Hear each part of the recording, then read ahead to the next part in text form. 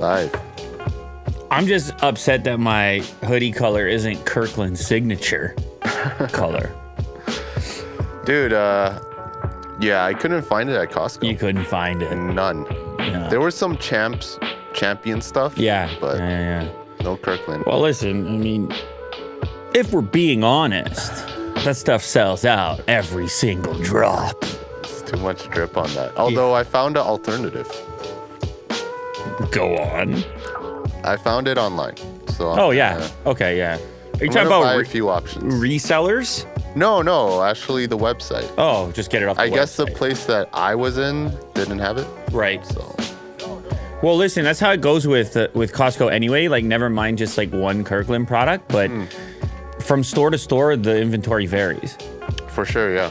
Depending on the local demand, and maybe they just think that your neighborhood's not ready for that drip right now. Definitely not. But pretty soon, it's going to be Kirkland as far as the eye can see. Kirkland's about to pick up right where Yeezy left off. It's a smooth transition right there.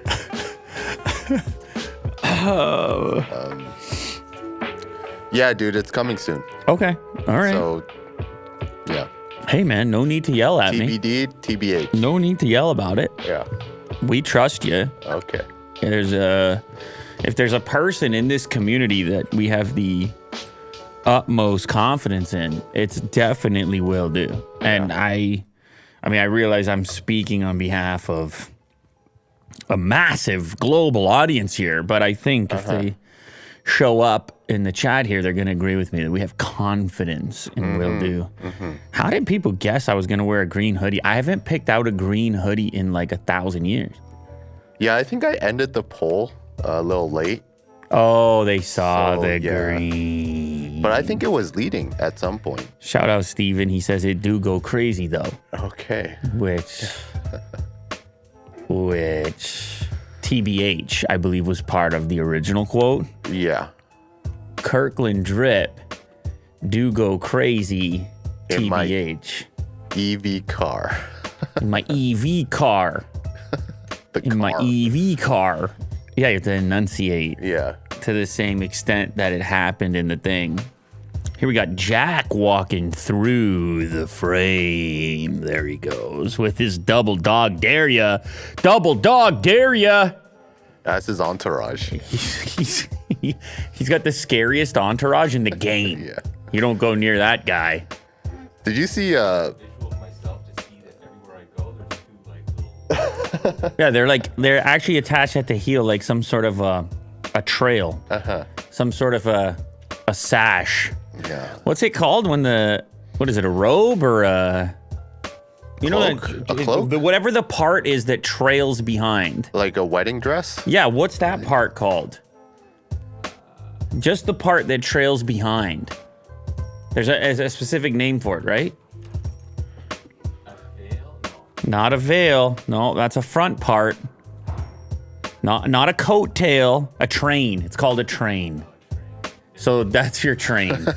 That's Jack's train. Chihuahua train. He's got a Chihuahua train. Speaking of entourage, did you see Mayweather's entourage confronting Jake Paul? Is this new? Did this just happen? Yeah, I think it happened last night. No, I have not seen. An arena. I did not see. I do not see. Was it a beef? Was it real, Will, or was it, let's pump a show, let's pump an event. Maybe we're gonna have an event. All right, give it to me. I'll take it. Yeah. I'm down for whatever this experience is. I'm just working. What happened? You're not tough anymore since your loss? What happened since your loss? Yo, we gonna bust him up, guys? We're gonna bust them up, guys? Yo, let's bust him up. What do you say, guys? Wanna bust them Where up? you going since your fight? Since you lost? What's up, Jake? Where you going, Jake? Okay. Oh, he's running! He's running! Look at him! Yeah. Okay. Where's Mayweather? Is that him there, the white hat? Why is he running? Or is it just Mayweather? It's Mayweather and his entourage. I don't know. And does that mean, is Jake lacking? Does he not have enough of an entourage? Yeah. Is that what you would say about that? He was just kind of by himself. Yeah. Or smaller entourage. Mm-hmm. Listen, who knows about these entourage games, Will? You and I? Like, we're just guys. We're just a couple guys in the world. We lone wolf it? Well, I don't know. I mean, you get caught lacking all the time. When they run up on you, you got to sprint like that. Who gets me? Floyd Mayweather's entourage, obviously. Mayweather, I never knew I had beef with him. Well, you do. Ever since you showed this clip. And now you best be ready to... Okay. I didn't steal his hat, though. It doesn't matter. Did he just catch you lacking? Okay. Oh, man. We're so old. But yeah, anyway, he lost, but would it be any different if he won? Like, they kept saying, oh, what now since you lost, what are you doing? But I think it was just more, it was the size of each entourage. It was an entourage mismatch. Yeah, for sure. Whether he had won. And he was leaving a Miami game in the arena, so. Yeah, it was just happenstance that he was outnumbered. Yeah, exactly. And I think that you create the discrepancy and... But then you never know about anything. Really, everything you see on social media, everything you see that's promotional. Floyd will not see me one-on-one in a real fight. That's a fact. His team has hit my team numerous times to do one of his exhibitions. Now he ambushes me, laughing face tilted on the side. Come see me in the ring, real fight. No exhibition, robbing fans, bullshit. Those are the words of Jake Paul on Twitter, I guess in response to what went down after the clash or lack thereof with Mayweather's entourage. Thank you for that update, Will. I don't know what I would do today without it. I would just be out in the dark. That just reminded me of, Jack walking by entourage. I see. It was the Chihuahua entourage. Mm-hmm. See, the fact that you drew that comparison to Mayweather's entourage, to the Chihuahua entourage, you are now in the street. You best be aware. When next Miami game you go to. I should have Jack's entourage with me. Next time you're sitting courtside in Miami, Will. With Elon. You better be thinking about. And Bezos. Your exit. And who's accompanying? Yeah, you could get Elon's bodyguards. Those guys are legit. Earpiece. Yeah, each one can fight like 100. They have four. They got 4 earpieces. Only 2 ears, but 4 earpieces. Yeah. You understand? Yeah. The twins, man. Mm-hmm. Ex-military, ex-mercenary, whatever it is. Yeah, they're not SEALs, messy. Green Berets. You kidding? Yeah. These guys are never lacking. Okay. I saw a photo. I don't know if it's a joke or not, but I saw a photo of Lil Baby, and apparently he's never lacking out when he's out in public. Okay. And he's meeting, but he still has to meet fans because anyone can approach him. Okay. Yeah. So, can you just write "never lacking" on there as well? There you go. And never lacking. Yeah, exactly. And then go to images. Let's see if we can actually bring it up because this one is quite intense.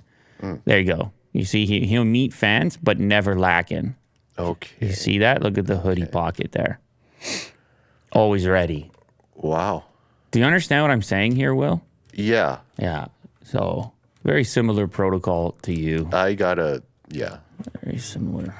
I gotta step it up. Protocol. Well, you got the hoodie. That's part of it. And never mind once you have the Kirkland. Yeah. But I don't think that's gonna protect me, though. Yeah, probably not. Maybe from cold, but... Yeah. That's about it. Yeah. Actually, you know what? Did Mayweather also used to have a specific famous bodyguard? Did he have twin bodyguards as well? Can you do Mayweather bodyguards? I don't know what happened to these guys. You don't see them anymore. Or... They're like maybe they're triple his size. He's got some big ones. Yeah. But it's not these ones I'm talking about. It's the guy who actually had a boxing match. The old body. Yeah, that guy right there. The guy getting punched. Yeah. He actually... His name is Jizzy Mac. You're damn right it is. Okay. So he had a fight, boxing himself, I guess. It is funny. It's, well, not funny, but it's, even as a fighter, you have bodyguards. And because you can't be risking your knuckles, you get paid to fight. You need guys that can fight for you in those situations. Well, and have like girth. It is weird though. If you click on the second one there, the second image, it is weird because the fighter himself ends up looking tiny compared to the bodyguards. Yeah. That's interesting. But I definitely don't want to go near any of it. Neither do you. Uh-huh. And that's how that works. That's how that's how guarding the body works. Yeah, I guess so. Oh, man. Did someone take a Google Pixel Fold on the New York City subway? Well, the fact that you put this in front of me leads me to believe the answer is yes. Someone did. New photos appear to show someone riding the New York City subway with a Google Pixel Fold in their hands. Well, this is an age-old. I'd be more surprised if this thing didn't completely leak prior to coming out because of Google's track record. They just kind of, I don't know, they lean into it. They've done it in events. I know they're not leaking it intentionally. At least that's what they tell me. They tell me they're not leaking it intentionally. But it's also like they don't rule with the same iron fist that others do. Like they're not, people aren't disappearing if something leaks. Hey, I didn't name any names here. I didn't say anything specifically. And obviously I'm exaggerating. Obviously will. So yes, it's been kind of a tradition here that every single new Google device leaks. This one feels a bit different though because it is a new form factor and more exciting, I guess, than the previous generation Pixels because it's a folding one. And as you can see here, actually this individual looks to be trying to kind of cover it up in that frame there. Uh-huh. Like with the grip, that's a very intense grip on the device as watching the video. Intense enough to me, you might, plus you got yellow pants. Okay. What does that have to do with anything? Just let that sink in for a second. You got yellow pants. Okay. So all of a sudden, the eyeballs are already going that direction.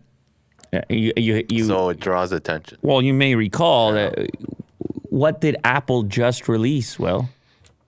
The yellow iPhone. Did you say yellow? This can't be a marketing stunt. Curious. Dare I say curious. The images were captured and then shared on Reddit before being picked up by 9to5 Google. We won't show you every image because, frankly, they're pretty useless. But one is actually in decent focus, considering it was taken on the down low in a moving subway car. Very risky. Imagine, you're kind of invading the person's... they blurred what the guy's face on the thing, but it's pretty creepy. People are snapping photos around you, and especially if you're using a prototype in reality and you're trying not to get fired, but then they're also letting you take it out and use it in public, so you're probably not going to get fired. But this person looks to be holding it very close to the chest, which to me leads me to believe it actually is this prototype. The form factor looks right, and... It looks a bit smaller, don't you think, than what it is? What do you mean? No, because they went with the Oppo style aspect ratio, the kind of more square and less elongated. Well, I'm basing this on the concept here. Yeah, but if it's the same dimensions as the Oppo Find N, then that's right. What the guy's holding is right. Yeah, okay. in its folded orientation. Right. It's just that, see how fat that hinge is? I guess, could it be an Oppo Find N? No. I don't think so. I think the shape of it's a little different. And it really does look like it's a leak. looks like a legit Pixel Fold leak. This is the second time at least that an unreleased Google phone is spotted on the subway. Pixel 4 made an appearance on the London Underground as well as in an airplane back in 2019. Meanwhile, there was a Pixel 3 XL that was left in the back of a taxi. So it's an ongoing, I guess they like to have these devices out being tested, and this is just one of those things that can happen as a consequence. Well, Yeah, and they're not doing this intentionally, just leaking all these devices, or are they? No, I don't believe so. But the yellow pants, conspiracy theory, the yellow iPhone, just keep that, let that simmer a little bit. Okay, then. Feds open up new Tesla probe after 2 Model Y steering wheels come off. Ooh, more Model Y steering wheel problems. What's going on, Will? This was all over my feed, but I don't know. Is this like a huge problem? Like they knock out so many cars, but like 2 steering wheels? I think falling it's the significance of this particular fault, that it's not like a loose mirror or a faulty, I don't know, latch on the glove box. It's a steering wheel. Yeah. And if it comes off while you're on the highway, you can understand that could be a pretty dangerous scenario. So we talked about the guy who took delivery and then the steering wheel popped right off on the freeway, and then he changed his Twitter handle to guy whose steering wheel fell off. Model Y did my steering wheel fall off or There something? you go. It was very clever. Betty. Tesla has yet another federal headache to contend with. On March 4th, the National Highway Traffic Safety Administration's Office of Defects Investigation opened a preliminary investigation after 2 reports of Tesla Model Y steering wheels detaching in drivers' hands while driving. I don't know if this includes the original case or if this is 2 extra ones. An Associated Press report says that in one of the 2 cases, the wheel detached 5 days after the vehicle was delivered to a customer in New Jersey. According to Associated Press, Tesla initially told the aggrieved owner that it could fix the broken car at a cost of $103.96. Tesla later replaced the car for free. So that sounds like the original guy. Yeah. Because it was in New Jersey and he got the $106 quote. So I guess there's been another one added to that. No, listen, 2 vehicles is not a lot, Will, but it is the significance of this particular problem. Yeah, you're right. Yeah. And it's how quickly after the vehicle was delivered. So you start to wonder, are we about to see 50 of these to happen? Yeah, this is not user error. It's like a manufacturing fault. And it's a sudden separation. The document states the sudden separation occurred when the force exerted on the steering wheel overcame the resistance of the friction fit while the vehicles were in motion, and that both incidents occurred while the vehicle still had low mileage. So they're like, okay, is this an out-of-the-factory deal? This is not a long-term use type of deal. Model Y is extremely popular, though, as you mentioned, Will, so we don't know how widespread it is, but they got to do the investigation nonetheless because of the seriousness of it. And the fact that it's Tesla means that we're going to see the headline. If you had 2 steering wheels fall off of a Honda Civic, it wouldn't be here on Ars Technica. Yeah, and we wouldn't be talking So let's just full disclaimer on that. Like, obviously any Tesla problem is going to get more attention because it is the innovator, and therefore capturing one's attention. Sure. Tesla shares old footage of Model S with Falcon Wing door prototype. Oh, wow. The S had the Falcon Wing at a moment as well? At a certain point, yeah. Wow. Yeah. I didn't even know that. How cool is that? While seeing a Model S with Falcon Wing doors is pretty awesome, Tesla won't release its premium sedan with those signature doors. Footage provided a glimpse of Tesla's past when it was developing the doors for the Model X, I guess using the Model S at the time. Am I correct? Mm-hmm. Interesting. So we have a little video clip here. Whoa. Jeez. Those really look like Falcon wings when you see them like that. Uh-huh. Well, see, this clip here is the X, Yeah. right? And so that's how it's going versus how it started is kind of a mechanical contraption glued onto the top of a Model S, not integrated as if they were ever going to use it, but kind of, it looks more just for testing and manufacturing, just to give a rough idea of what it's going to be like on a car. Not that they were ever working on it for the S.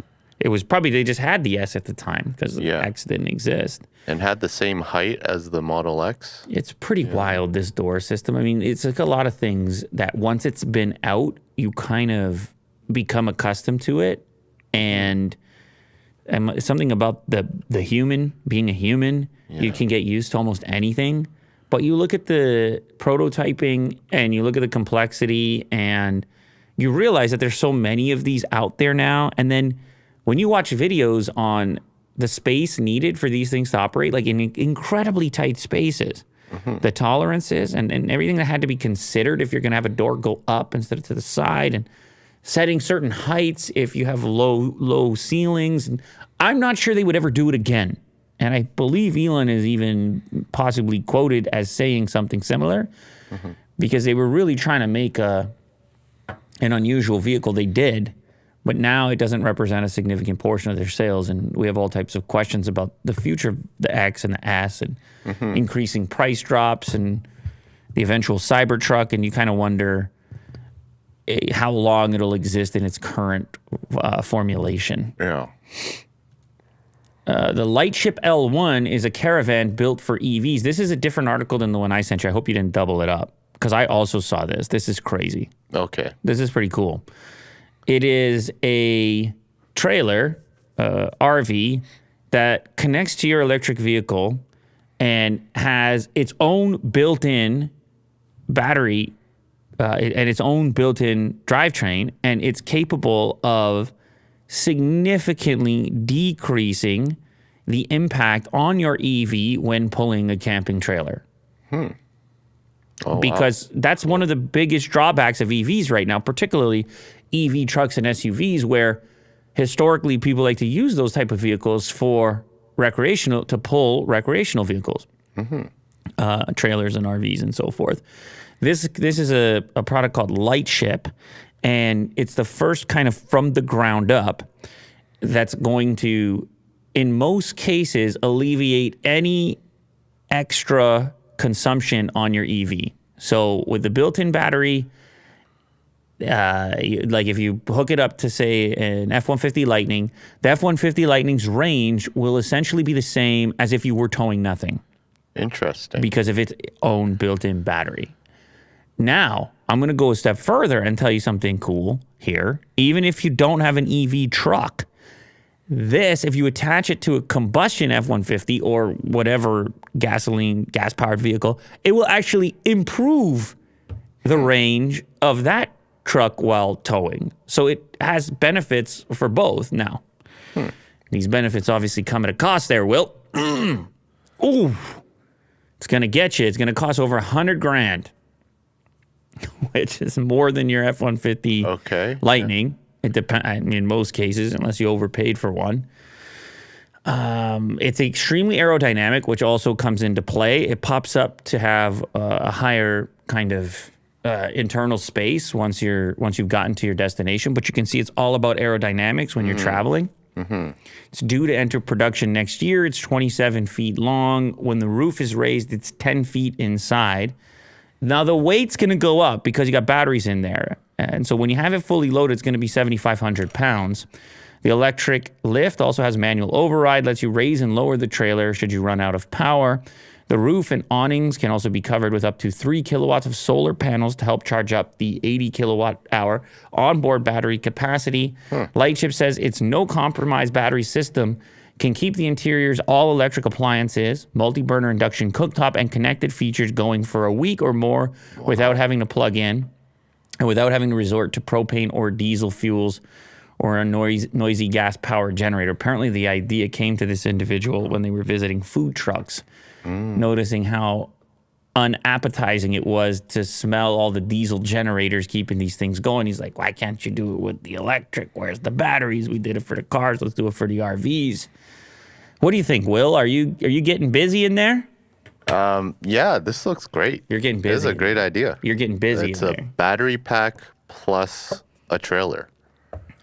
And it's all electric. And I like the sunroof. Like solar powered roof. That's kind of cool. I don't know how long that's going to charge. If they can manufacture this thing, they're going to have demand for it. Tremendous demand for it. If they can make this thing fast enough. Look at the app over here. You know, It has an app. Yeah, you're on the iPad. You're Of course it does. I mean, it's basically like a Tesla. It's like a Tesla that you pull. They raised a bunch of money. Why did it say it starts at 125 here? And it said 100 grand up top. Late 2024. Anyway, now it's 125. Maybe with the tax credit? That says 118 after tax. This is pricey. It's going to be pricey. Obviously, it's going to be pricey. It's kind of the first of its kind, but... Hey, is that real? That's real. I don't know if it's real or render.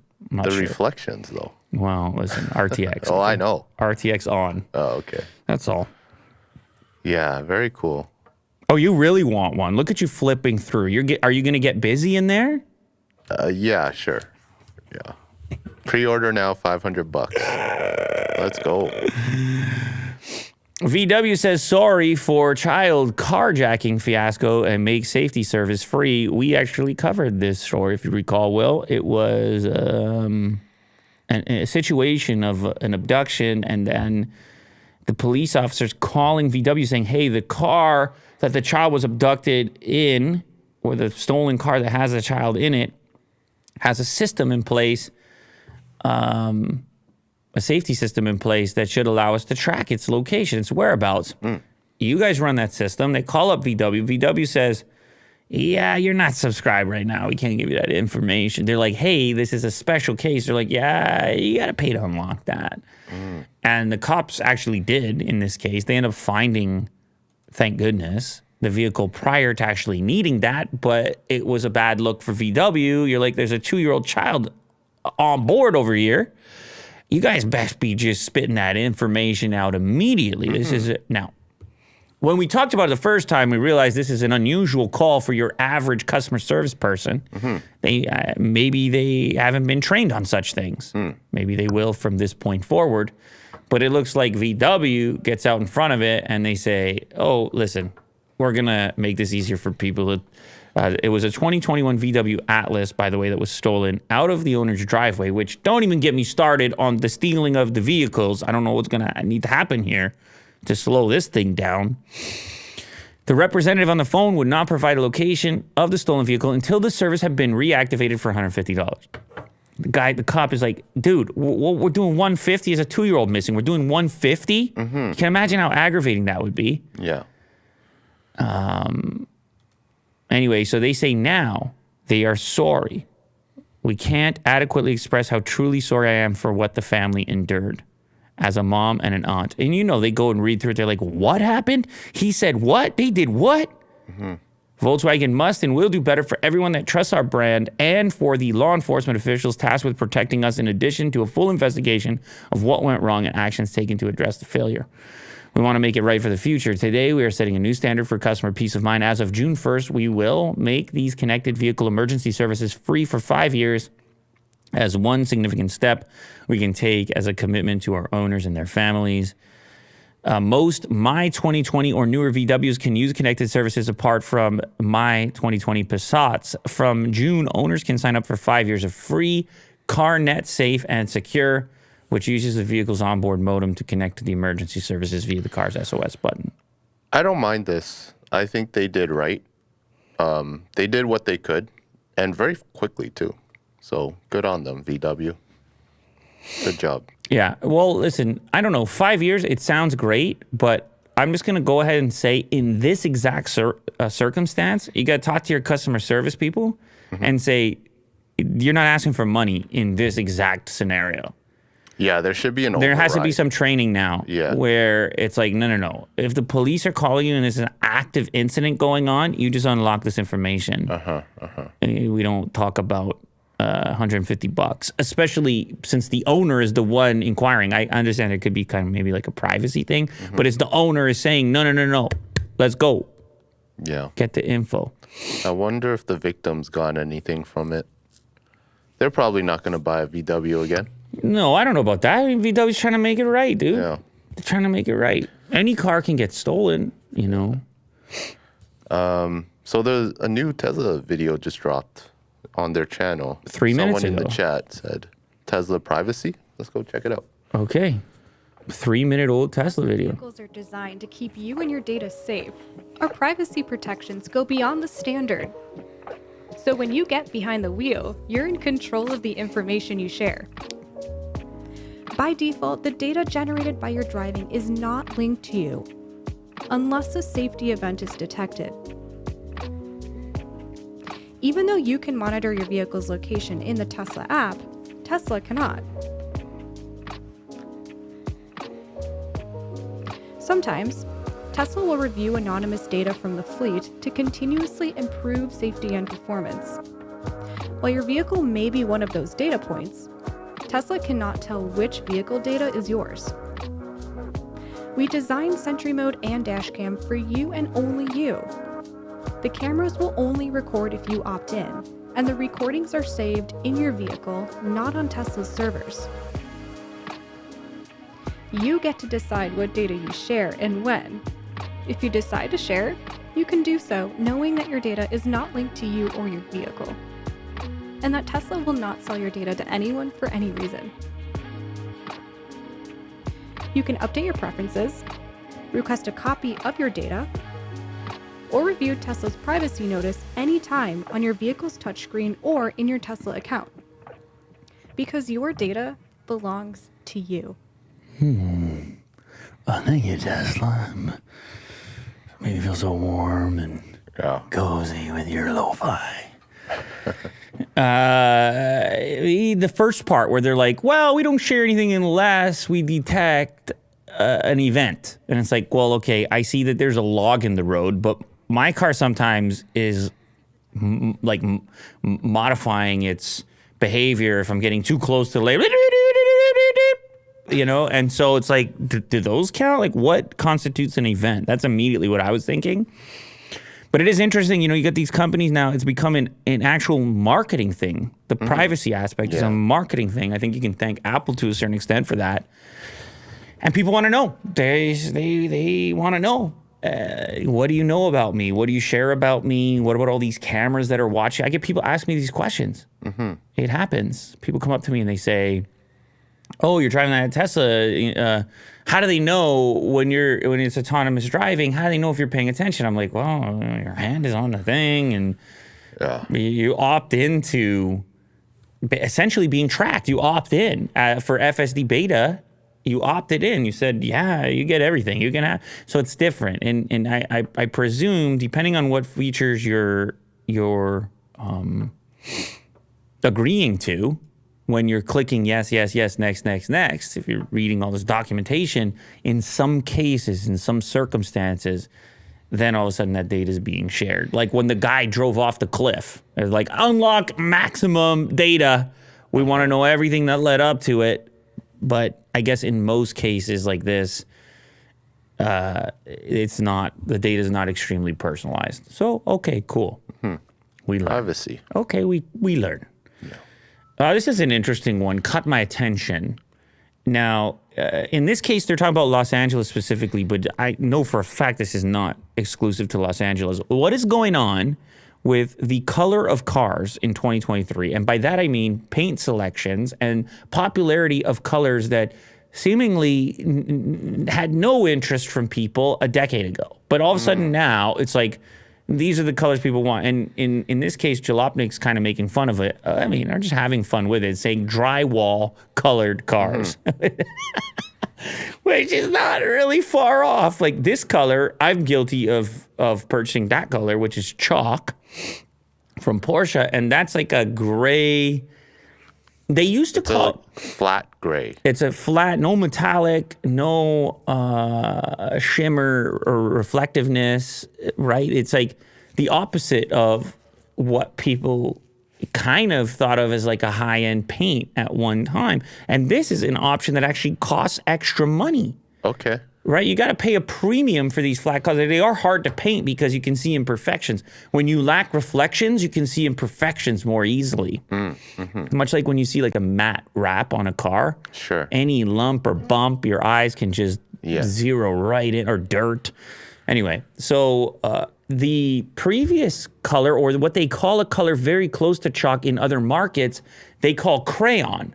And then, of course, I'm curious, okay, why do you call it crayon? Well, it's actually not far from some of the colors they use in mocking these cars up or designing them when they really want to see the shapes, when they want to see everything exposed. So you can see in some cases, if you're on a forum or something, they'll say thoughts on crayon/chalk color because it's called different things in different places. And Will, if you've ever seen a clay model of a car when they're kind of shaping it, it's not exactly this. It's actually, I think it's more clay-like in color, but it's extremely flat. And it's interesting that people want colors seemingly flat and or close to that. And it's not just Porsche. It's across everywhere now. Hyundai has their version of it. Honda has their version of it. Ford has their version of it. You got your Bronco in black, right? It's a carbonized Oh, gray. you got carbonized gray. So you have some metallic in there, but there is a flat paint offering. Yeah. It's like a bluish, is it? Yeah, I think it's Area 51, that blue. It's like a flat blue, right? Sure, yeah. Where's that article, Will? It does show it. Yeah, there you go. No, cactus gray. Cactus gray. Cactus gray is it's very close as well. And you have Nardo gray that was an RS only color with Audi, and then you start seeing that go everywhere. Hyundai has sage gray or blue stone. It's like these muted kind of colors. Boulder gray, Baja Storm, tactical green. Earthier colors, Will. Earthier, plainer, stone-like colors. Like a pastel kind of color? I don't know what's going on, Will. I don't know about the popularity. Could it just be simply that these colors, since they haven't been popular in recent history, signify that you're driving a newish vehicle? Because it's kind of striking, actually. It's so plain that you notice it. It's weird. Yeah, there's like a futuristic tone to it. Like it's really flat. It's not flashy. It's weird. just kind of blends into the environment in a way. It's very weird, but it is a trend that I think everyone can agree to. Tesla hasn't done anything yet. This would be an area they'd have to think about with all their new paint shops. But the two new colors that they're putting out, metallic, flashy, that red one is like gradients and things going on in it. It's dark, it's light. It's kind of the opposite of this. So both look nice. Who knows? Yeah. Joe Rogan opens his anti-cancel culture club. Anti-cancel culture club. ACCC. ACCC. ACCC in Austin. So it's called Comedy Mothership. I had no idea he was doing this. He's launching his own comedy club. Probably with He's some always other, wanted to do that. maybe with some other partners or just himself. The comedian and podcaster's longtime passion project, Comedy Mothership, has finally opened its doors. You can't fire me from my own club. Okay, fair enough. Yes, true. Comedy Mothership is the comedian and podcaster's effort to launch what he's described as an ideal venue for comics and an effort to terraform the Texas Capitol into a major live comedy hub. When tickets for the opening week of shows went on sale for a surprisingly reasonable $40 per person, they sold out within minutes. Tickets are being resold online now for $500. How about that for a little scalper's margin? The venue's theme is aliens meet Art Deco. There's a UFO above the door in the lobby, warnings that hecklers will be alienated, and a Stargate-like arch over the main stage. The theater is awash in black and purple, and by Austin comedy standards, it's easily the coolest-looking venue in town. I know he's talked extensively on his show about the optimal comedy club and having like strong feelings about how many seats it should have, how intimate it should be, how high the ceiling should be, like just the kind of ideal comedy club experience for the performer and for the audience to create the right atmosphere. And so I assume all those things came into play as this was being designed and developed. Yeah. Now, obviously, you're kind of stuck with having to deal with the way the premises already is. You're going to have to kind of work around it. It looks like it's built into an older building. And if you've ever been to Austin, Texas, where's the location of this? It looks like it's downtown. 6th Street, yeah. 6th Street Entertainment District. You have really old buildings over there. You're going to have to go in there and kind of work with the bones that you're dealing with. But anti-cancel culture, of course, if it's Rogan's club, that's what you have to assume. How many people would you say fit in that club? Look at that. Oh, Roseanne Barr. was happy to join on stage. What do you think, Will? How many people is that in that club? It looks like a Couple hundred. I think it's a good size. Yeah. Is it a couple hundred? I mean, I don't know if we're seeing everyone. I don't know if there's Maybe there's a second floor. Maybe not. I don't know. 10, 20, 30, 40, 50, maybe 150. Yeah. Maybe, I don't know. I'm going through. Oh, there's a little deck, kind of high up area, bar area. I like those. That would be me. I'd be in those seats on the left. Okay. That's where I would be. It's intimate. Look how close to the stage you are. That's an intimate comedy club right there. Oh, yeah. It's a very short stage. Look how close you are. It's a stool. You're right there. You got the arch going over the top. So anyway. Alien artifacts. Congrats, man. Congrats on that. That's fun. That's really cool. That's kind of his dream, right? I think it's really cool. Now, obviously, you have the club, so you can create the hub, and you have more people coming through the city now with a place to stop, and they know it's going to be a friendly environment. Mm-hmm. Go there, go do Rogan's podcast, promote the show, show up at the mothership later on. What a system. It's a great deal. What a deal. Yeah. Sony's position on the Microsoft Activision deal for Xbox was just fully exposed. Well, you must have picked this one. What can you tell me about it? Oh, was this my story? I'm just kidding. Hey, don't do that. Hey. You want the show to die? Heart rate Just have me speaking. Heart rate starts going up. Yeah. No, because this is complicated, man. And I was like, all right, listen, I really want to know what the hell's going on, because this beef is taking place in the UK.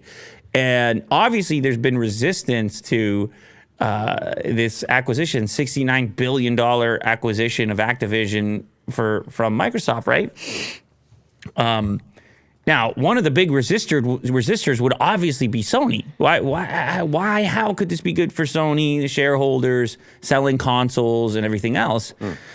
And so the question then became, like, as they're going through these proceedings, trying to decide if it should be allowed or not that this acquisition takes place, it's like, well, what efforts have been made to negotiate with Sony directly in order to come to an agreement that we as a court could see that would showcase that this is actually going to be a good thing for competition and not a bad thing. So apparently there's a difference going on between what's being said publicly and what's happening behind closed doors. And so the quote here of the SIE CEO of Sony, Jim Ryan, is that he says, we're just trying, again, this is behind closed doors. I don't know, off the record, whatever. We don't care about a deal. We're going to do everything in our power to block this acquisition or this merger or whatever you want to call it. And then apparently on Microsoft's side, they say, oh, we're trying our best. We sent a possible 10-year agreement to Sony saying, you're going to have Call of Duty over there. You can put it on PlayStation Plus or whatever, to then show the courts, here's why you should let this acquisition take place, because actually it's going to be good for competition, and the title will still be on PlayStation. We'll put it in writing. Mm-hmm. But that's not enough. And Sony's sitting there saying, well, if we can make a case that this whole deal should be blocked, then why should we put up with any type of temporary agreement, 10 years or otherwise? If we feel confident that we can get this thing blocked in the first place, you can understand why that incentive might be even bigger for Sony. Yesterday, UK regulator, the CMA, published claims from both Sony and Microsoft with regards to the Activision deal. Microsoft trying to purchase Call of Duty maker Activision for $69 billion. Sony says it's nervous about preserving the status quo, thinking that Call of Duty in Xbox Game Pass could harm its business, even if it benefits consumers at large. Sony also claimed that Microsoft hadn't attempted to reach out to them to negotiate. So that's the key. They say they didn't reach to us to negotiate. And they say, yeah. And then people on the other side say, yeah, we did. We proposed a 10-year deal. What are you talking about?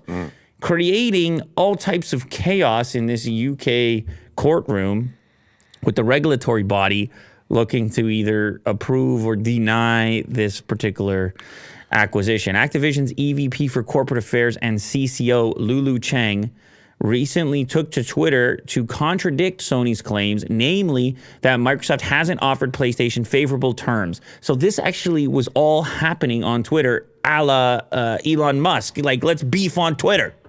Let's put it all out there. Shout out someone somewhere. So here we go. Lulu Cheng. Microsoft offered Sony, the dominant console leader for well over a decade, put that piece in there saying, oh, we're the anti-competitive ones. Look at these guys dominating. With 80% market share, we offered them a 10-year agreement on far better terms than Sony would ever get from us. We've also offered Sony guaranteed long-term access to Call of Duty, but they keep refusing. Why? And then that's where the quote comes in. Sony suggests to CMA that Microsoft could release a buggy version of Call of Duty on PlayStation that could make gamers lose confidence in PlayStation as a go-to venue. They could have some sort of premium features that were Xbox only, or they could have it be partially busted on PlayStation and have it as a low priority. That's the argument. Yeah.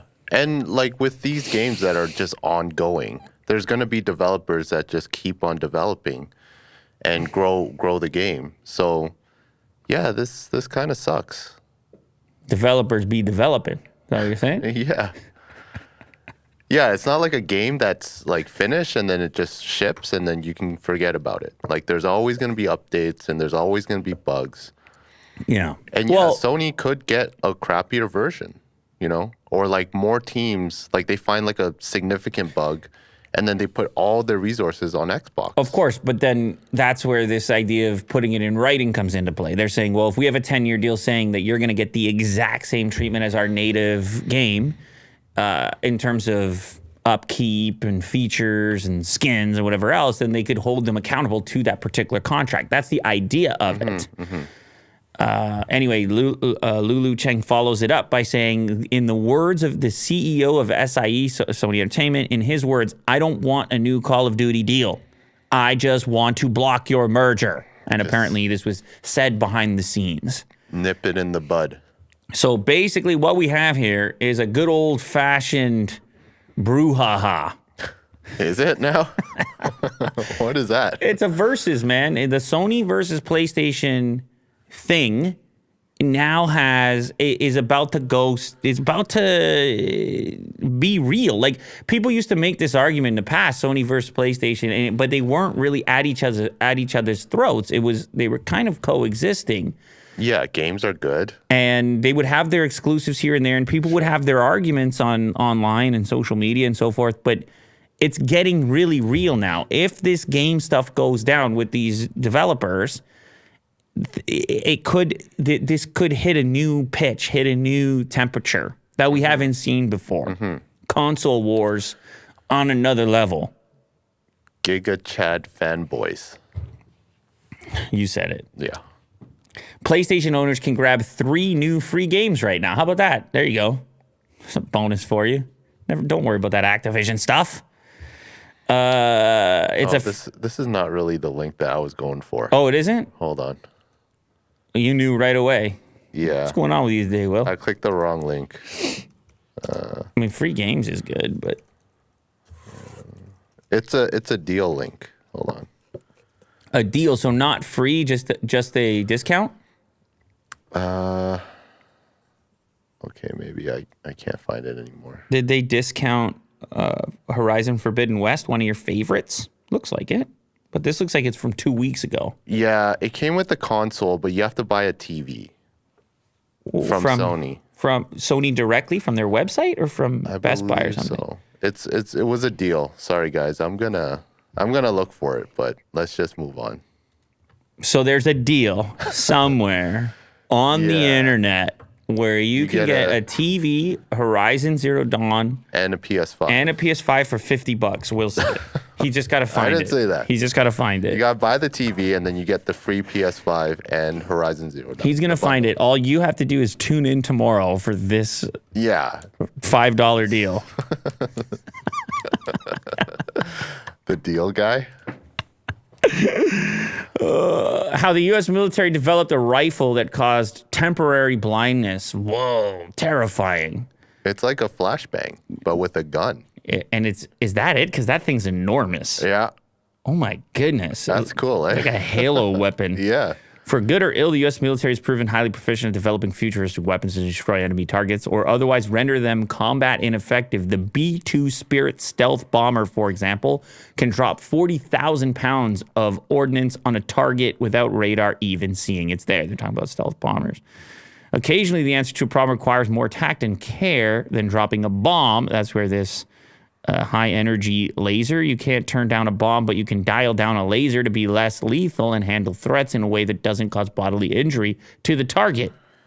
So you're pointing a really strong laser at someone's eyes. And then you're like, be thankful you're not dead. Yeah. Because we could have done that too. Eventually, it got outlawed. What are they aiming at? Targets on the ground or actual target? Like, look at Like the systems, maybe? You know, blinding like sensors. If there's like or like a scope when someone's like a sniper. It was called the phaser. This unit right here. That looks like a phaser. Straight out of Star Trek. Yeah. It stood for Personnel Halting and Stimulation Response, non-lethal laser device that looks like it would be the weapon of choice for the more diplomatic and calm. The next, shoot first and ask questions later.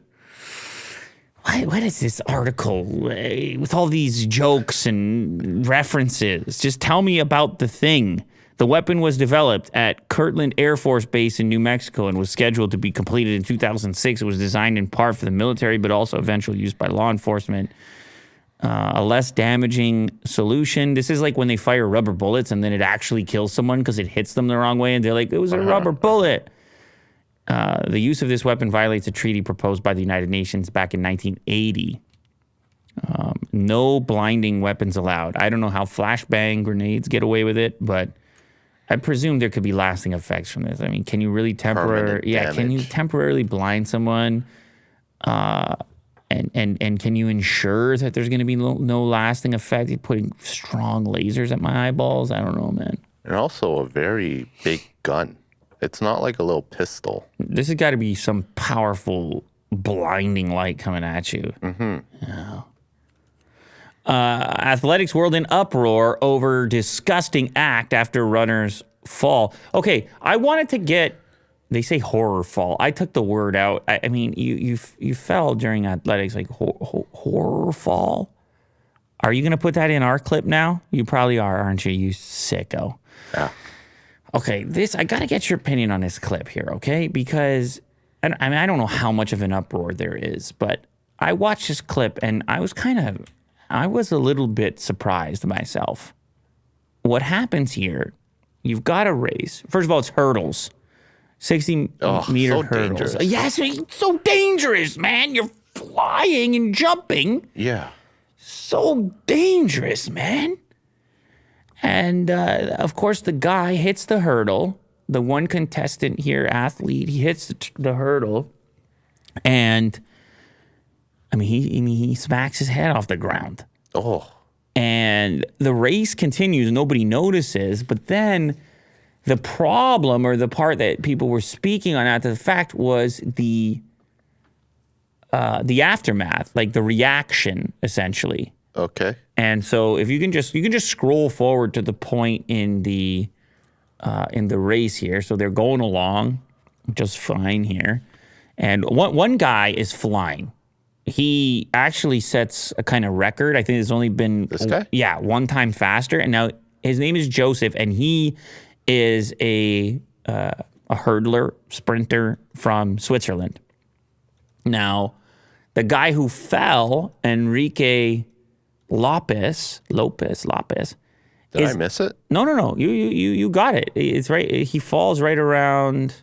You can play sections. He's celebrating here. So go back. Oh, okay. Yeah, go back. You can just start. You can play this. Play a short clip right here. Boom. Wham. There you go. Pause. Okay. So he falls. Smacks the head. The thing is, Jason Joseph is his teammate. You got it? Okay. The guy who smashes the record there is the teammate of the guy who banged the head. Now, when he comes back with the celebration, watch what happens here. He kind of just runs right past the guy who, almost looks unconscious over there. Yeah. That's not cool. he kind of goes right past, and then he goes past another time coming the other direction with the cameras on him, just like, yeah, I got this.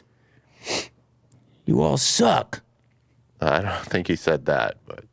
Well, I mean, it's one of those moments, right, where you're feeling ultra confident. You just performed. You just broke some kind of record. Dude, I don't blame him in this case because probably the adrenaline's still in him and he's just in that competing mindset where he wants to be number one. Yes, he should look after his teammate, but I'm also conflicted on the clip. It's a different mindset, I guess. People came on social media and were like, what the hell is that? When they saw the clip. And when you watch it, it seems really odd. Like he's one lane away from the guy, like laying there, not moving. Right. Everyone else is scrambling onto the thing, and then he goes right back past him again, like totally didn't notice. Yeah. You'll see if here, he's just going to be lying in the corner. He's going to be lying over to the left-hand side. Well, whatever. You can't, that angle you can't really see, but he walks past him and then past him again. And so people were like, that's not good sportsmanship at all. And it was like, did he see it? Anyway, Joseph came on social media and apologized. What did he say? It's over here. First things first, I'm sorry I didn't check that you were okay. He wrote to him directly. I was lost at the time, totally blocked from what was around me. I hope you're okay. I kind of wonder, you're going with your teammate, is it really possible to be that? I've competed, not at this level. I've competed in sports. Yeah, this is a tough call. It seems strange that you could miss that right beside you as you walk back past it. I understand as you're racing, you're not going to see it. Yeah. You're flying through the finish line. You hit the end thing. You turn around and walk back. It was just the proximity of the walk back, one lane apart, to not notice is kind of surprising. And then walking back again. And was surprising as well to people. That's how close he was to him. that image it's pretty wild. Anyway, it was a conflicting one for me. I want to get your take on it. I understand you can kind of really zone out in a competitive atmosphere. You know, you can really be in your own world. Yeah, I can't say I've been in this kind of situation where it's like high stakes, like competition, but I don't know. It's hard to see that, like.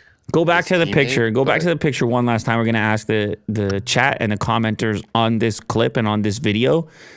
What do you think here? When you see this image right here, the guy was, he smacked his head off the pavement there. So they had to bring the stretcher out and everything. Yeah, people saying tunnel vision. I call BS.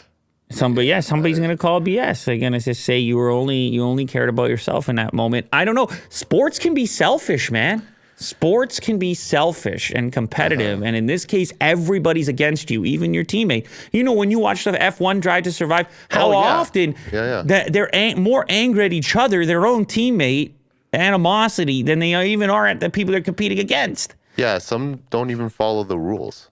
And sometimes to be, there's a sort of, I don't know, man, it's a hard thing to balance sometimes. That tunnel vision necessary to perform at the extreme high level, and then the inability to really notice everything else that's going on. But yeah, somebody doesn't like the apology either. They say by saying I was lost, it sounds like you don't care. I don't know. Well, yeah, that's the other thing. In the apology, do you have to be a little more self-deprecating? You have to be like, I'm really upset with myself for not being able to put away the victory and the personal record and see what. Well, it seems like he's gonna be training with him tomorrow, like the next day. So maybe they'll have like an intimate. I'm sure, and I'm sure he went over at some point. It was a weird one. Yeah.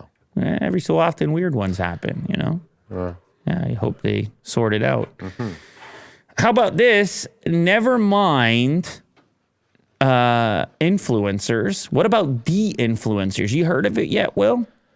No. The de-influencer doesn't tell you what to buy next. They tell you what to avoid, what not to buy. Now, you've seen these type of engagements when a brand will come along to promote something and they'll hire like 7 or 8 different influencers for brand deals. And then the audience is like, oh God, shut up already. And then in my case, if it's ever happened, then I'm emailing or talk to the brand and going, you guys, what are you doing? This is a bad look. Pick your engagements and move on. Don't like blast it out at the same exact time. Like rub it in everybody's face. Like, it's too much sometimes.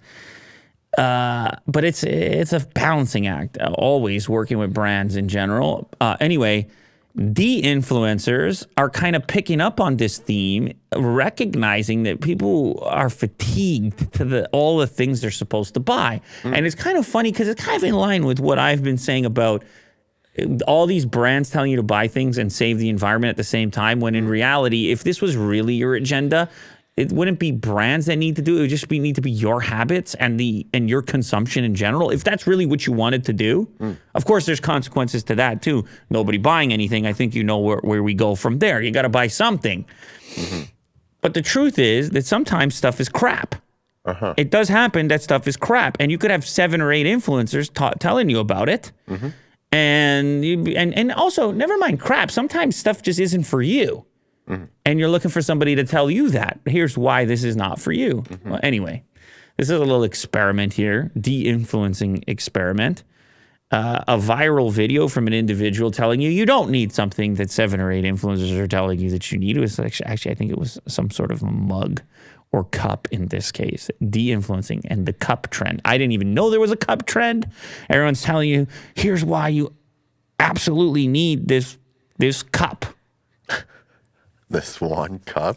Okay. Haven't you seen that before? Like, oh, I'm absolutely all about this new cup. Yeah. Well, kind of like you. You got this yellow cup over here. You're kind of a cup guy. I think you're a cup influencer. I think you sold a few yellow Yeti cups. Yeah. It's great. Since you started, well, I'm about to de-influence right now. That cup is overpriced. Oh my God, it's complicated. Anyway, so there is a de-influencing trend. There's a hashtag with a few million views over there on, what is it, TikTok probably. Okay. And for me, this kind of showcases something I've experimented with in the past, particularly around iPhone, because Apple and iPhone has been the biggest. We know when that stuff launches, it's like a wave that Apple controls to a certain extent and makes sure that the right people post at the right time with the right amount, and they do a first impressions first and then a full review just to keep it in the cycle. And by the way, Apple's been doing that since long before YouTube existed with the PR mastery that went on, pitching different publications against one another, pitting different publications against one another, pitching certain publications on access or coverage exclusive to them. It goes all the way back to Steve Jobs. And then I would say, okay, well, if there's all that energy out there telling you why you need this new thing in order to feel complete, what happens if you put out a piece of content saying, oh, here's the counter argument. Here's why you don't need this thing to feel a certain way. Here's why your current life is okay and your current phone is all right. And sure enough, what happened? People clicked all over it. Because of course there's an appetite for the thing you're hearing less of. Of course. You don't want to feel inadequate because you don't want to spend $2,000 or because you can't necessarily justify. So at one point in time, I even did a goofy one, which was at the exact same moment, I put out a video saying, don't buy the iPhone SE, the new iPhone SE. At the same moment, I said, buy the new iPhone SE. Yeah. Now, there's another aspect to this argument, to this conversation, which is, of course, plus, minus, pro, con, negative, positive, that if you are going to protect somebody from a purchase, if you are claiming to protect somebody's dollars, of course, that's going to be interesting as well. But after time had passed, look how close these view counts actually got. So you should buy the new iPhone SE, ends up at 3 million views, and don't buy The new iPhone SE, 3.6 million. So it does have a slight advantage, but you can see there's a market and an audience for both. And inherently, the de-influencer is born. I got bad news for the de-influencer, though. Why? The web is ad subsidized. Everybody you watch has to generate some kind of revenue. Or if they don't, then the services on which they broadcast typically do. And in some cases, you have one-to-one relationships like YouTube Premium, where people might be contributing to a creator directly, or super chats like people do in here for us. But for the most part, across the board and across social media, there are relationships that exist in order to enable that content to continue to be made. And if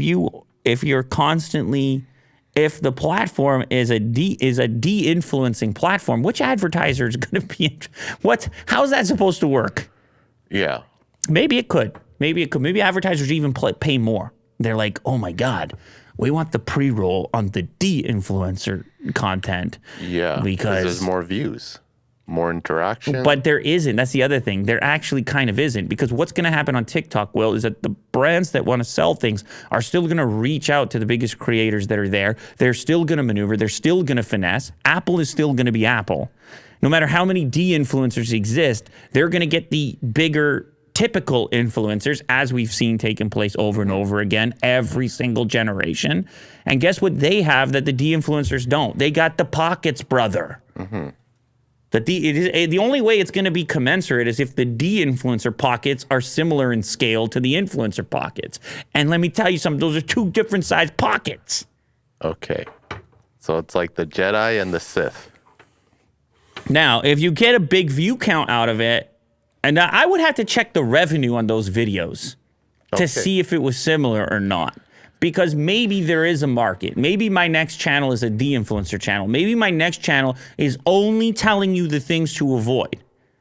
Maybe you could create a business around it. But I think you would need tremendous audience support to compensate, to sort of subsidize this different approach. Similar to what you had like Consumer Reports once upon a time, although because I remember when I bent the iPhone, those guys were wonky as well. Okay. So, but there have been models in the past where the user base actually funds the thing, so it can't be influenced by outside Gotcha. influence. Should we watch this video as an example? You can. Yeah, go ahead. This is the one? Go ahead. Let's talk about de-influencing and the cup trend.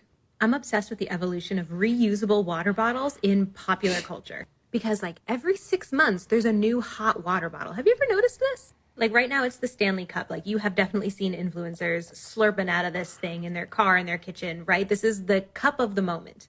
But 4 seconds ago, it was the hydro flask. Like you had to have the hydro flask. And then also remember when people were obsessed with the Yeti. Says you will. I find this conversation on cups and I'm the old bottles trend. fascinating because ostensibly we should be buying one of these things and then using it for like the next 20 years. They market themselves as reusable, as good for the environment. Yeah. They've globbed on to the sustainability conversation. But fundamentally, by having a hot new cup every 6 months, we are still buying and consuming and pushing other people to buy. And we're using cups as a status symbol. The problem still exists. We're still buying too much stuff.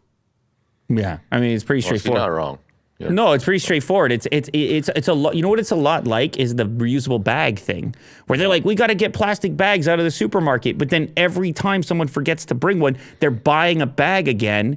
And again, like, will people at scale figure it out? Maybe, but you're buying a bag again that's going to take 10 times as long to break down, and the amount of energy input to manufacture it is so much higher. It only starts to pay off environmentally once you've used the reusable bag 1,000 times, which frequently that's not what's happening. It's one of these, once you do the math on it. But there's so many purchases in our lives that are like that. And the brands know it, which is the reason they're constantly telling us how they're the ones saving the environment. They're going to offset it. Don't worry, you can buy guilt-free. It's like, not really. As she mentioned here, these cups could outlast you. You will die. Oh yeah, and definitely for me. And that metal cup, in theory, right? If it was just used the way it's intended to be used, it's crazy the number of things we buy that are like that. And never mind, I mean, obviously tech's a bit different because there's supposed to be this progress and advancement that happens frequently. And certainly if we're talking about graphics and video games, that's like one area. But definitely not mugs.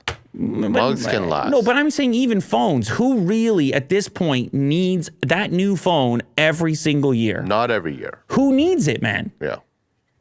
But they're going to tell us why we need it, and they're going to tell us why it's better, why it's great. Trust me, I'm in this business. Trust me. I get it right from the horse's mouth.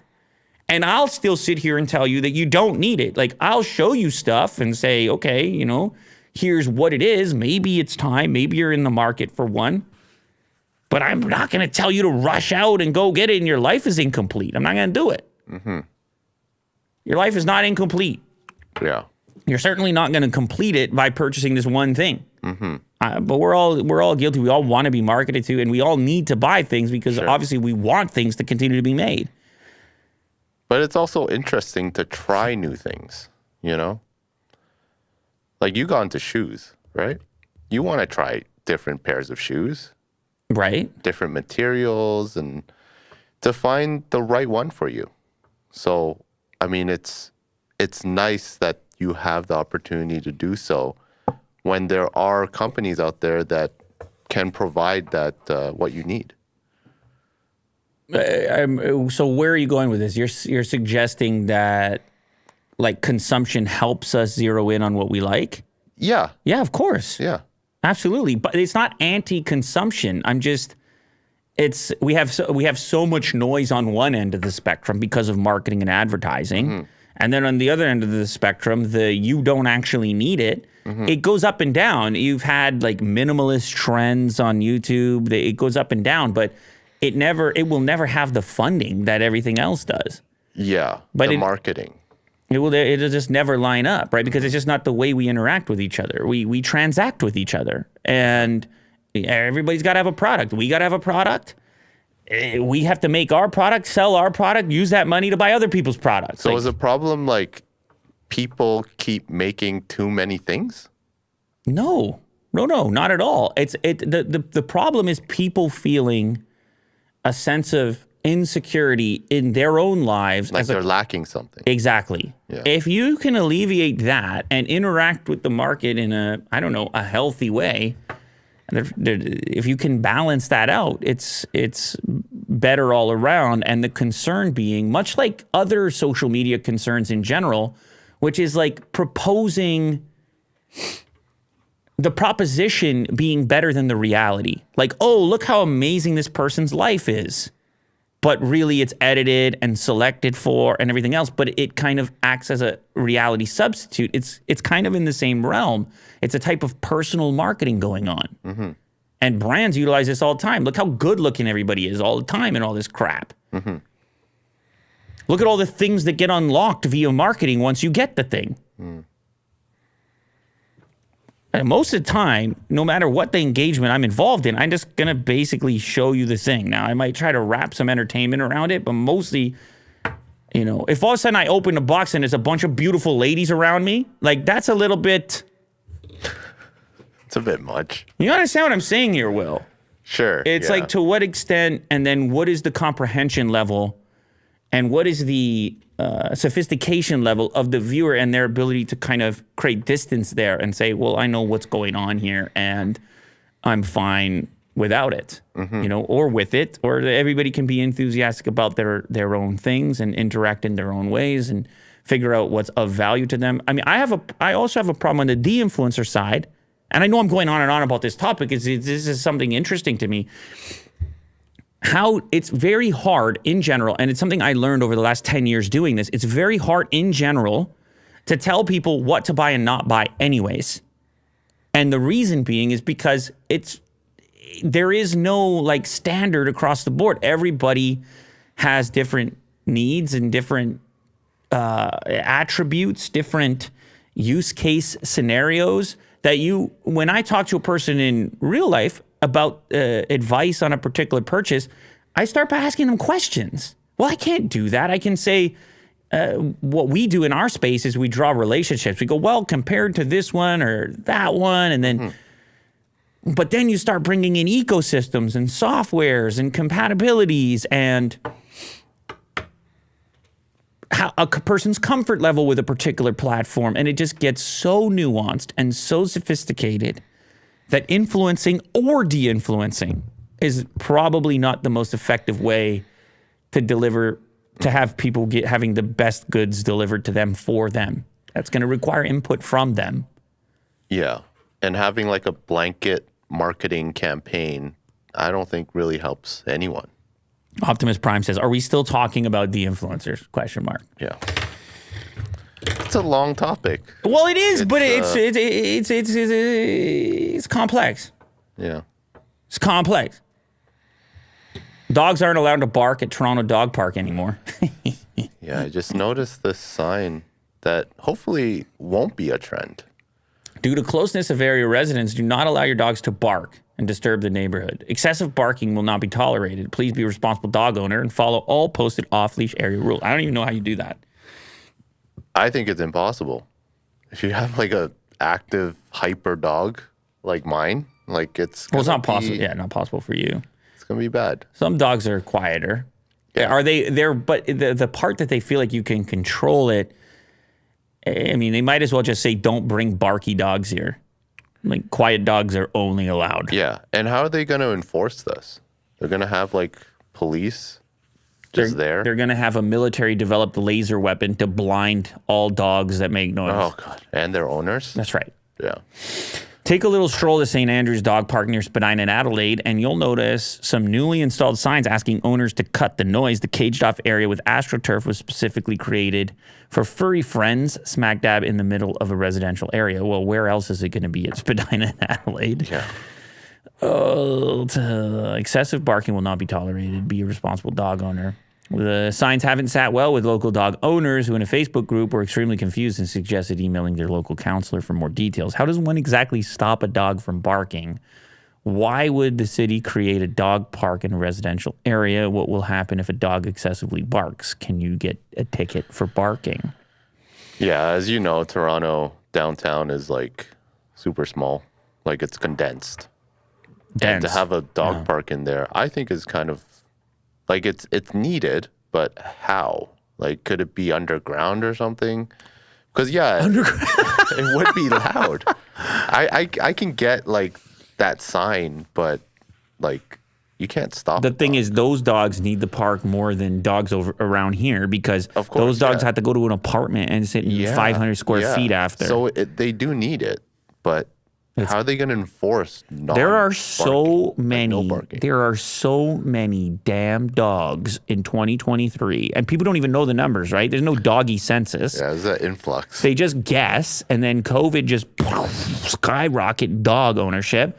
Yet, infrastructure, city planning, they can't adjust for it. The dogs popping up everywhere. I heard, and maybe we talked about on this show a billion years ago, about dealing with dog sewage, dog waste in a city environment, and how they have to kind of predict it because it's at a scale bordering on getting close to the amount of human waste when you're doing water and sewage planning. Ugh.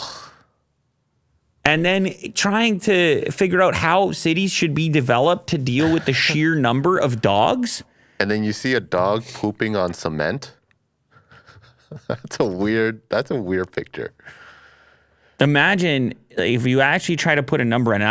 I've looked into this before. Okay. Just trying to put a number on it. Because you don't even think about it.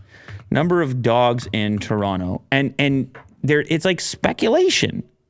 That people have to kind of guess to a certain extent. They know to a certain extent. How about this? Nationwide survey. 1 million. Nationwide survey, so it's not going to be exact. Pet ownership in Canada increased through the pandemic. 60% of households now reporting ownership of at least one dog or cat. That's another thing. Wow, 60%. That's another thing. You can have more than one. Yeah, How many people here have more than one? You have more than one. Jack has more than one. Uh-huh. Yeah. From 2020 to 2022, the Canadian dog and cat population continued to grow, increasing from 7.7 million to 7.9 million for dogs and 8.1 million to 8.5 million for cats. Do you know how many people are in Canada? Well, what, 37 million? And between dogs and cats, you got close to 20 million. Wow. Wow. You got to plan for this stuff. We know that dogs and cats, here's a quote here. We know that dogs and cats and other animals can provide many benefits for mental health, including companionship and coping with stressful situations. It comes as no surprise that trends show an increase for dog and cat populations. Largest increase is happening between 2020 and 2022. It'll be interesting to see how the trend continues. There's no, like, restriction on it, seemingly. I mean, you might have buildings that say no pets are allowed. Mm-hmm. But I don't even know how frequent those are with this number of dog and pet ownership here. And then are people actually taking care of them? Because you end up hearing influxes at the shelters because people are like, whoops. Yeah, I got to go back to work. And also, nobody wants them in the dog park because they're too loud. And my neighbor's pissed in my apartment building. And it's just like, what have we done here? What's going on?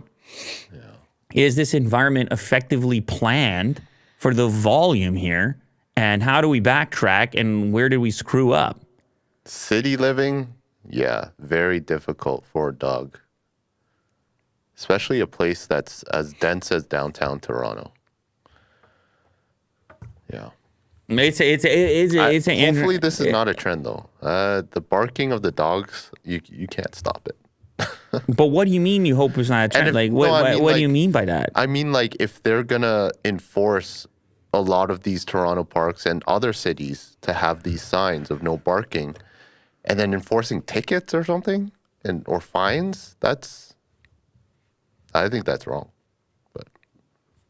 But what if the city just goes, okay, forget about the park then? There's too much pressure from the residents. The loud dogs ruin it for the quiet ones. Mm-hmm. Now the park goes away. Okay, cool. Now you're back to your apartment and the dog is basically just sitting on the ground. Yeah. And the dog doesn't see green for how long? I think it's also, even though in this case it's AstroTurf. Not allowing a dog to bark. Maybe it should be just said differently. You know? Like, try to keep your dog quiet or something like that. You know? Listen, I think this seems like really enforced. But I don't think you get a sign like this unless you get some pretty serious volume of complaints. Yeah. Right. So the complaints come first, and then they apply pressure to the government officials. And like I said, man, that real estate's worth a lot of money. The city doesn't need. They don't have that. It doesn't have to be there. The dog park. So depending on the amount of pressure from the residents that don't like the barking and the residents that purchase quiet breeds of dogs, and it's complicated. But even the residents around this area probably didn't even want a dog park. You know, if they didn't have a dog, they didn't have a choice. You know? The people without a dog. Yeah.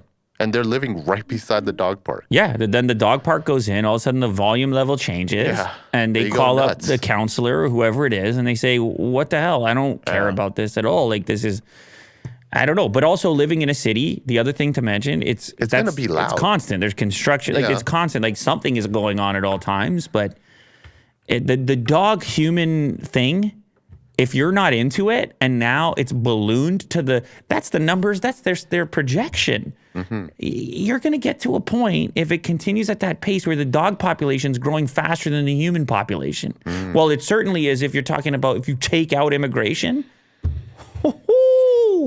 It grew by like 1 million. Yeah. And of that ratio of like 15 million to grow like 1 million in 1 year, just think about that for a second. Between dogs and cats. Yeah. And again, it's polling and projections, and who knows what the real numbers actually are. You can get a lot of dogs quick. I don't know if you knew that, Will. When you go look at a litter, how many dogs can you get quick? Usually the first litter is like 3. And never mind. On average. But then it goes up to like 8 or 10. Get a couple doggies in there. Yeah. I'll tell you what. Now I have a dog, but I also I have space for that dog, but I have a dog, and I'm not trying to like. I'm just saying, if you're able to identify the trend, you got to start planning for it, because these creatures, these are living creatures, and they have their own needs, and society's going to be forced to interact with them at this scale on a regular basis. Yeah. No, I hear you. Okay. That was a deep dive on dogs. Last one here.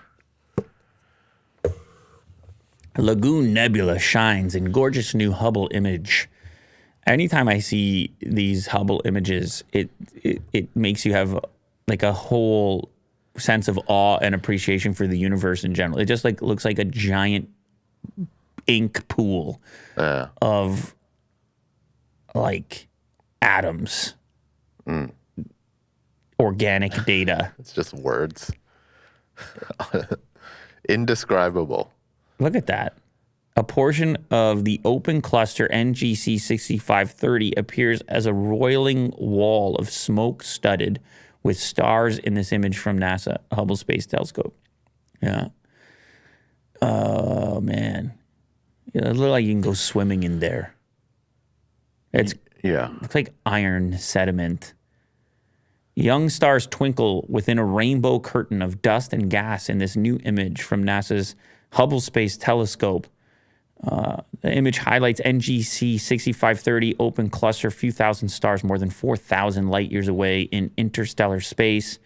A vast cloud of dust and gas called the Lagoon Nebula. You can spot a faint smear of the Lagoon Nebula in the constellation Sagittarius on a dark night, but unfortunately human eyes can't make out the dazzling array of colors at that distance. Nebulas are stellar nurseries where hydrogen gas collapses over millions of years to form stars. Good Lord. Just some casual hydrogen collapsing. Yeah. Nebulas are cool, eh? Create beauty. Yeah. That's just simple stuff that's going on out there. Yeah. You don't have to worry about dogs barking out there, Will. No, this gives perspective on the bigger picture. Definitely. Thank you very much to everybody who joined here today.